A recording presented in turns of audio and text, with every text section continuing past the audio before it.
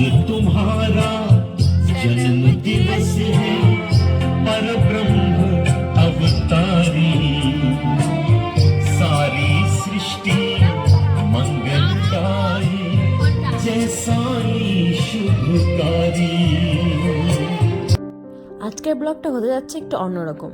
তো ওম শ্রী সাইরাম, আবার আমার নতুন ব্লগে সবাইকে স্বাগত। তো অনেকেরই কোশ্চেন থাকে মনে যে সাই বাবার জন্মদিনে কি কি হয়। তো এরকম আমি একটা ভিডিও করেছিলাম, তো সেখানে সেরকমভাবে কিছু জানানো হয়নি। তো আজকে তোমাদের পুরো ভিডিওতে সবটা আমি বলবো। আজ 23শে নভেম্বর, আজ শনিবার, আর আজকে বাবার 99তম জন্মদিবস। সেই উপলক্ষে এত আয়োজন। তো আমরা সকাল সকাল বেরিয়ে পড়েছি, আর তোমরা দেখতেই পেলে মন্দিরে আমরা চলে এসেছি। আর এখানে প্রণাম করে কিন্তু আমরা বেরোবো। আর বেরোতে বেরোতে কিন্তু আমাদের 6:30 বেজে যাবে, কারণ আমরা 6টার দিকে চলে এসেছি এখানে। আর এখান থেকে আমরা কিন্তু সোজা যাব একদম শালমারা হয়ে, নাজিরহাট হয়ে, তারপরে কিন্তু বলরামপুরে আসবো। এটা বললে একমাত্র মনে হয় আমরা সত্যিকারের মানে ক্লাসের স্টুডেন্ট। মন্দির থেকে বেরিয়ে আমরা কিন্তু টোটোতে এসে বসে পড়েছি। আর যেটা দেখছো পড়া আমাদের, এটা হচ্ছে স্টাফ ব্যাচ। আর এটা বললেই কিন্তু আমাদের মনে হয় আমরা সত্যি ক্লাসের স্টুডেন্ট। আর আমরা কিন্তু ওই সাই বাবার ক্লাসে মানে বাল বিকাশ ক্লাসে বিগত 9 বছর থেকে আছি। আর আমাদের ক্লাসটা অনেকদিন আগেই শেষ হয়ে গেছে, কিন্তু এখনও কিন্তু আমাদের সাথে বাবার যে মায়াটা ওটা কিন্তু এখনও ছাড়েনি। তো বাবার সূত্রে কিন্তু আমরা অনেক দূর দূর থেকে ঘুরে এসেছি। আমাদের এই প্রোগ্রাম থেকে অনেক অনেক জায়গায় নিয়ে গিয়েছে, আর সেখান থেকে অনেক কিছু আমরা শিখতেও পেয়েছি।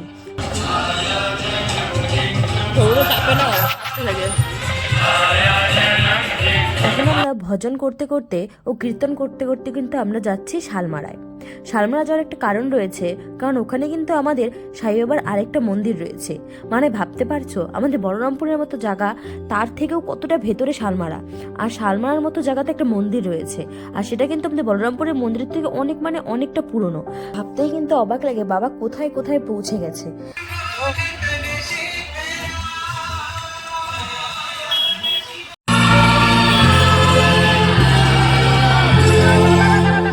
आज तुम्हारा जन्म दिवस है परब्रह्म अवतारी सारी सृष्टि मंगलदायी जय साई शुभकारी। आज तुम्हारा जन्मदिन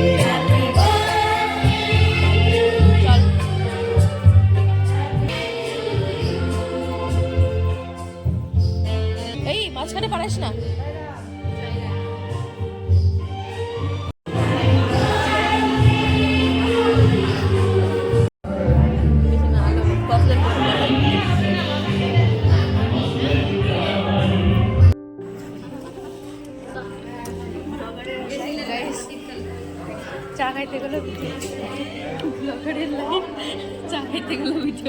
তোমরা দেখতে পেয়েছো কি জানি না, আমরা যখন প্রথমে ঢুকছিলাম তখন ওরা বোধহয় এত সুন্দরভাবে আমাদের ভেতরে নিয়ে গেলো, মানে কি বলবো।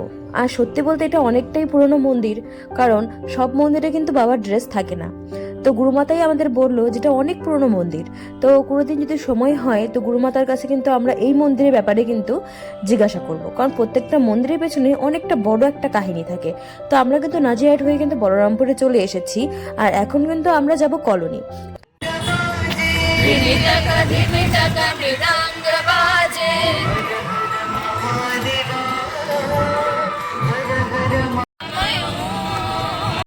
শিবায় নমঃ।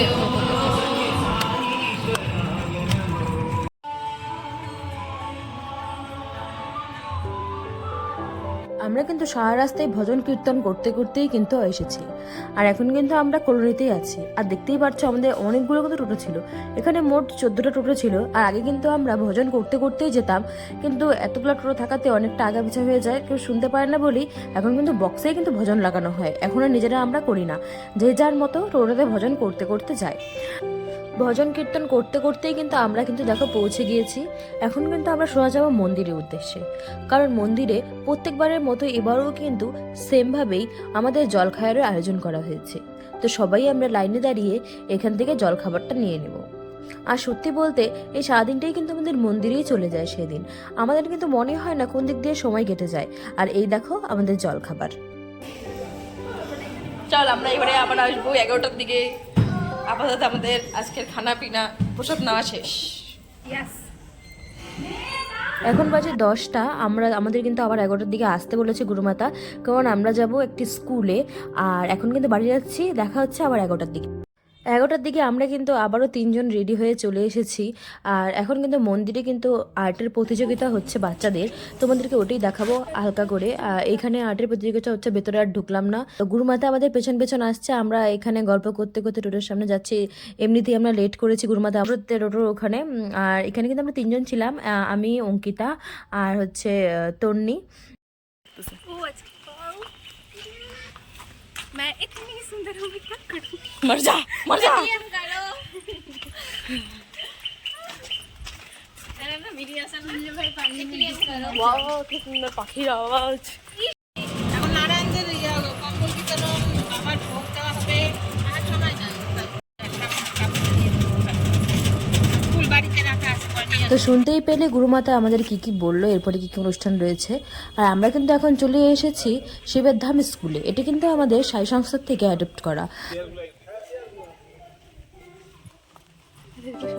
তোমরা কি শুনতে পেয়েছো অঙ্কিতার কথা? আমরা কিন্তু এখন স্টাফ ব্যাচ নিয়ে কিন্তু ভিতরে প্রবেশ করব। আর সত্যি স্কুলটা কিন্তু অনেক মানে অনেক পরিষ্কার। তোমরা সকলেই জানো আমরা বলরামপুর শ্রী সত্য সাই সংস্থা এবং সাই সেবানন্দ থেকে আসছি। আমরা আজকে বাবার জন্মদিন, সেই উপলক্ষে আমরা সকলে আসছি, তোমাদের একটু লাড্ডু বিতরণ করবো এবং ভগবানের আশীর্বাদ তোমরা সকলেই গ্রহণ করবে। বাবার আজকে ৯০তম জন্মদিবস। ভালোবাসো সবাই, দেখা তো আমার কানে পৌঁছালো না। জোরে বলো। ভালোবাসো সবাই। বাহ। তাহলে আমি একটা গল্প বলবো, শুনবে তো? মন দিয়ে শুনতে হবে। হ্যাঁ, বাবা আমাদের যা শিক্ষাগুলো দেন আমরা তো তাই নেওয়ার চেষ্টা করি। এটা তোমাদেরকেও সেটাই আমরা দিচ্ছি, ঠিক আছে? আর অসৎ কি করে? মিথ্যে কথা বলে, মা বাবার কথা শোনে না, হ্যাঁ, খারাপ কাজ করে, তাই তো?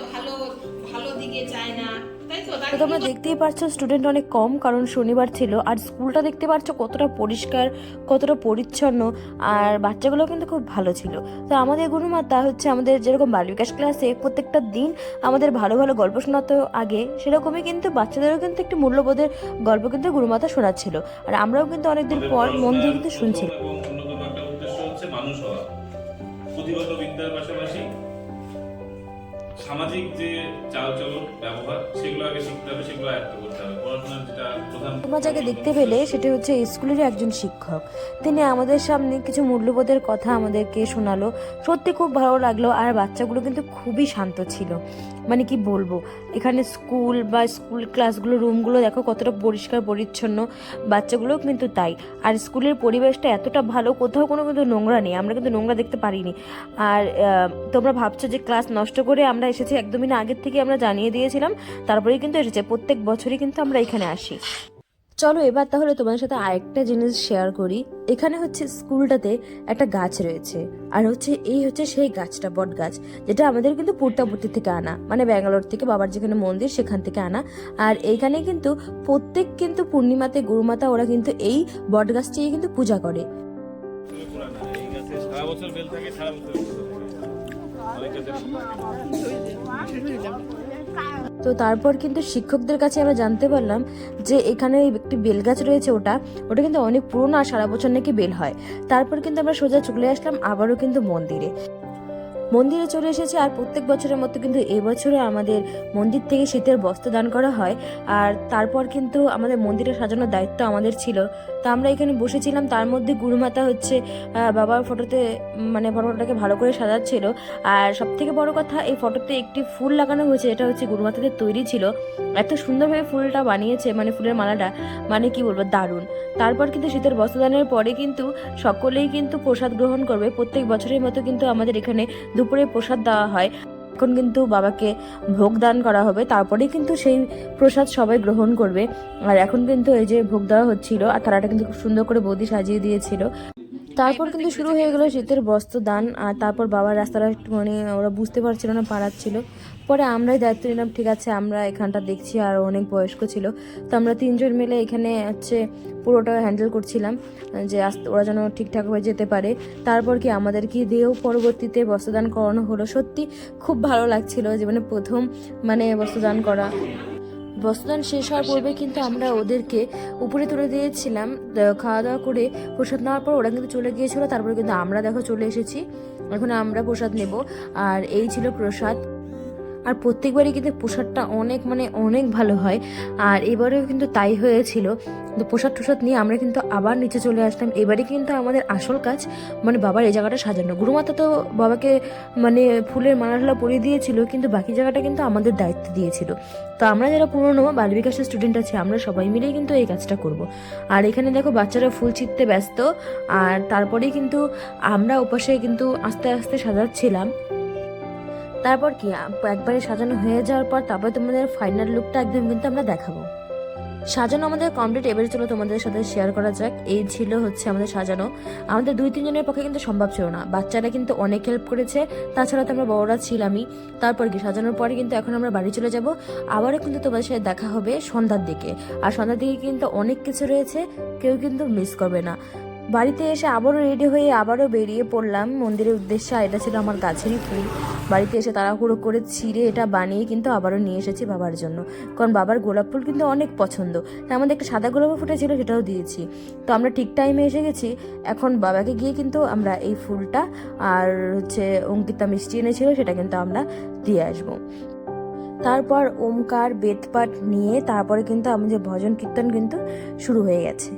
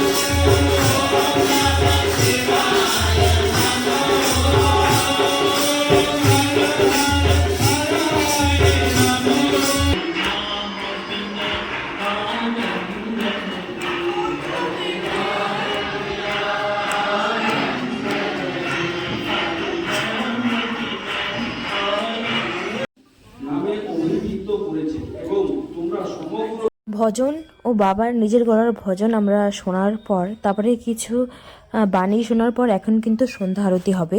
আর সন্ধ্যা আরতির পরেই কিন্তু এখানে বাবার নামে কেক কাটা হবে।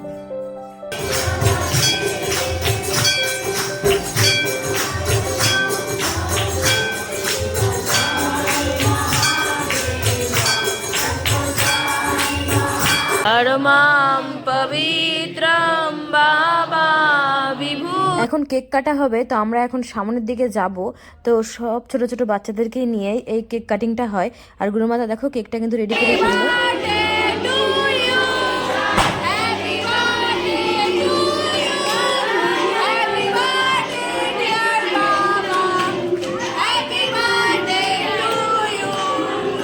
সকাল 10:30টার দিকে এখানে অঙ্কন প্রতিযোগিতা হয়েছিল, তার ফার্স্ট সেকেন্ড থার্ডের যে পুরস্কারটা সেটাও কিন্তু দিচ্ছিল।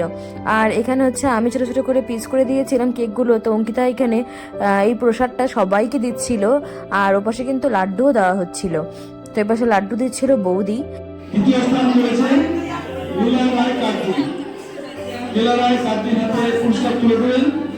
পুরস্কার দেওয়া শেষ, আর সবার জন্য কিন্তু প্রসাদের আয়োজন ছিল। আর এখানে দেখো প্রসাদ দেওয়া হচ্ছিল বারান্দায়। আর আমরা কিন্তু গুরুমাতার সাথে দেখা করেই কিন্তু তারপরে কিন্তু আমরাও প্রসাদ নেবো। আর এই ছিল আমাদের 2 গুরুমাতা।